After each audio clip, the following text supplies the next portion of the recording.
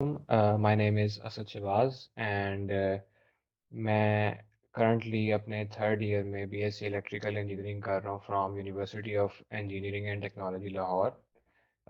मैंने 2020 में जो सबसे पहला ई कैट ऑनलाइन हुआ था ना कोरोना में, वो दिया था एंड उसमें मैंने 300 मार्क्स स्कोर किए थे। मेरा जो एकेडमिक बैकग्राउंड है, my college is government college university and FSc pre engineering is my major.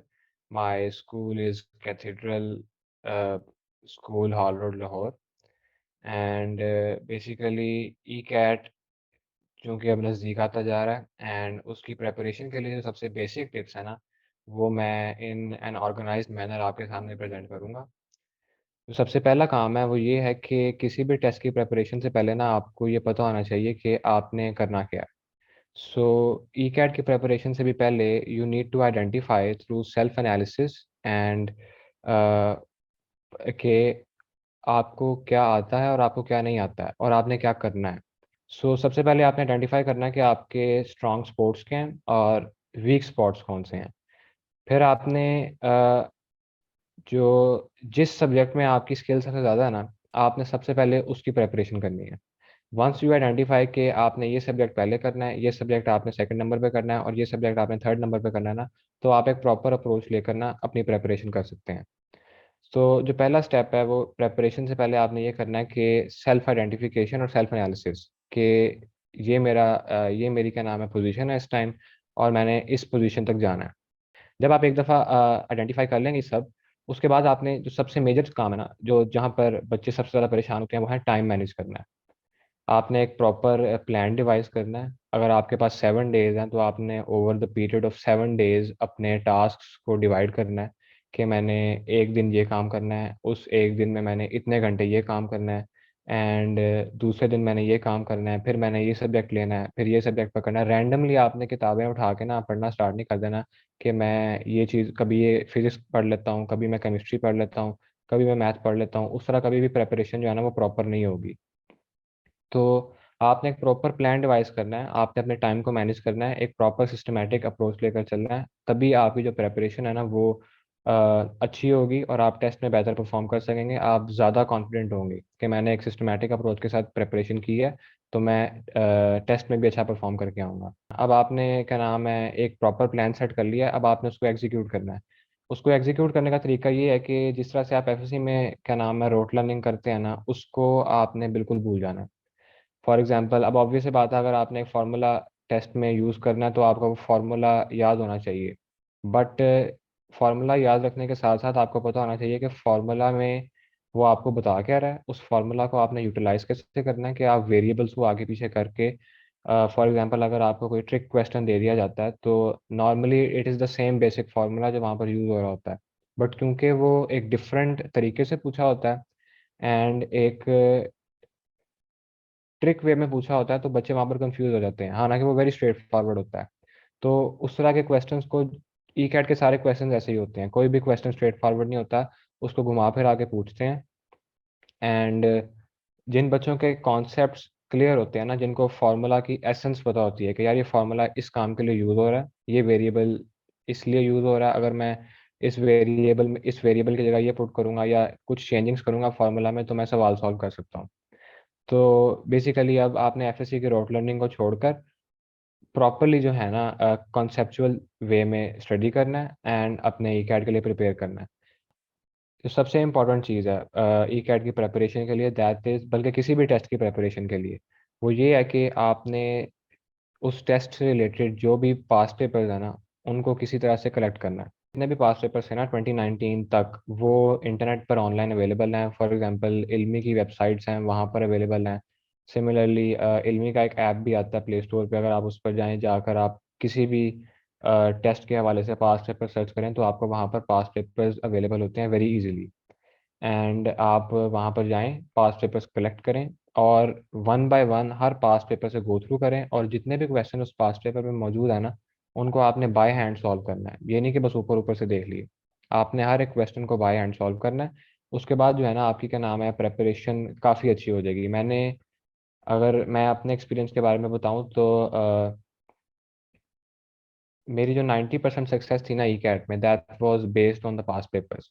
ठीक है, जो पास्ट पेपर्स है ना, दे हेल्प मी अलॉट। ठीक है, तो आपको एक पैटर्न पता चल जाता है कि क्वेश्चंस आपको किस तरह के आएंगे, एंड आपकी प्रैक्टिस क्योंकि ई कैट के क्वेश्चंस पे ही हुई होती है मेजरली, तो आप ई कैट में भी बेहतर परफॉर्म करते हैं।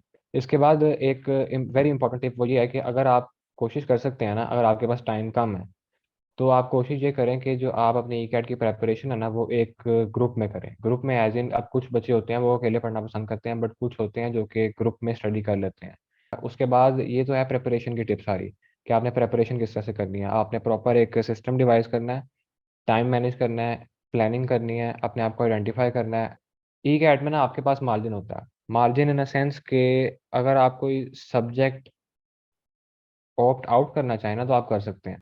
तो अगर आपको दो सब्जेक्ट्स अच्छे आते हैं ना, तो बजाय इसके कि आप उस सब्जेक्ट पे फोकस करें जिसमें आप वीक हैं, आप उन दो सब्जेक्ट्स पे फोकस करें जो आपको प्रॉपरली आते हैं।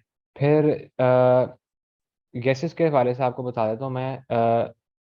जब आप ई कैट में वहाँ पर बैठेंगे ना अपने सिस्टम के सामने, तो देयर विल बी, उसका उनका सिस्टम इस तरह से होता है कि आपकी स्क्रीन पर एट अ टाइम एक क्वेश्चन होगा। ठीक है, एंड एट अ टाइम एक ही सेक्शन होगा। लाइक जितने भी क्वेश्चन है ना, आप क्या नाम है, 100 क्वेश्चन हैं, तो एट अ टाइम आपके सामने स्क्रीन पर एक क्वेश्चन होगा, आपने उसको सॉल्व करना है, उसका आंसर टिक करना है, नेक्स्ट क्वेश्चन पे जाना है।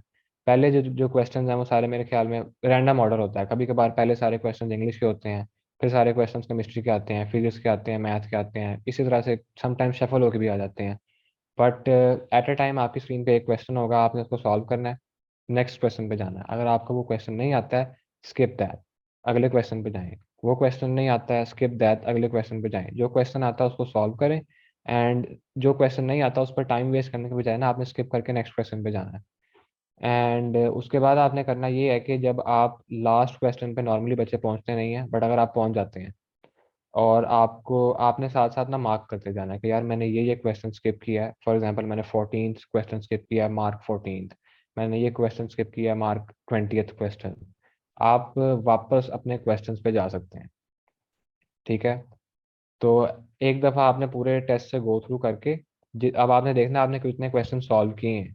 अगर आपने क्वेश्चंस इतने सॉल्व कर लिए हैं और आप उनके बारे में कॉन्फिडेंट है कि यस मैं इन क्वेश्चंस के थ्रू एक अच्छा स्कोर कर सकता हूँ, तो इट इज़ फाइन, आप सबमिट करें, वापस आ जाएं। बट अगर आपको लगता है कि आपने क्वेश्चंस इतने कॉन्फिडेंस के साथ सॉल्व नहीं किए हैं और इतने ज़्यादा सॉल्व नहीं किए हैं कि आप अच्छा स्कोर कर सकें, गो बैक एंड जो क्वेश्चन आपने स्किप किए थे ना, अगर आपको थोड़ा सा भी उनके बारे में आइडिया है ना, तो मेक अ गेस। बट अगर आप एक लिमिटेड अमाउंट में गेस लगाएं एंड थोड़ी सी सेंस के साथ गैस लगाएं, तो यू कैन ओवरऑल अपना जो स्कोर है ना उसको इंक्रीज कर सकते हैं। तो इन शॉर्ट, आपने ई कैट में जब आप अपने टेस्ट से डन हो जाएं, आपने पेपर छोड़ के नहीं उठना। आपने थोड़ी देर के लिए बैठ के गौर करना है कि मैं गेस कर कर अपना स्कोर इंक्रीज कर सकता हूँ या नहीं कर सकता हूँ। तो आपने ये भी एक काम लाजमी करना है। नॉर्मली बच्चे क्या करते हैं, वो ना 30 क्वेश्चन छोड़ आते हैं, 30 के 30 गैसेज लगाते हैं, तो दैट इज समथिंग के जो कि ना काफ़ी रिस्की होता है, वो नहीं करना। 10 गैसेस करें, ठीक है, कम गैसेस करें और सोच कर करें। लाइक बिल्कुल ही आपने टिक्स नहीं लगा देने कि यार इसको भी लगा दो, इसको भी लगा दो, इसको भी लगा दो, नो। आपने प्रॉपर थोड़ा बैठ कर सोचना है और लिमिटेड अमाउंट में क्वेश्चन को गैस करना है, अगर आपके पास टाइम होता है तो these are some of the basic tips that you can utilize and use them to properly, क्या नाम है, enhance your performance in the E CAT. So the summary इसके, आपने सबसे पहले एक स्ट्रक्चर डिवाइस करना है, उसके बाद आपने टाइम मैनेज करना है, आपने प्रॉपर प्लानिंग करनी है, उसको एग्जीक्यूट करना है। कोशिश करें कि आप अपनी जो एग्जीक्यूशन है वो ग्रुप के फॉर्म में करें, क्योंकि ऑब्वियस सी बात है कि two brains are better than one. जब दो लोग बैठकर एक सवाल सॉल्व करते हैं तो वो जल्दी सॉल्व होता है। तो अगर आपके पास टाइम कम है, you want to pace up your preparation, try to find like minded friends, utilize their help, help them as well, and आपकी preparation as compare to an individual जो आप करेंगे ना, वो काफ़ी बेहतर होगी। सेकेंडली, आपने पास्ट पेपर्स लाजमी सॉल्व करने हैं। पास्ट पेपर सॉल्व किए बगैर मेरा नहीं ख्याल कि आप ई कैट में अच्छा परफॉर्म कर पाएंगे, unless you are a born genius. So I wish you guys best of luck for your ECAT preparation, and thank you very much.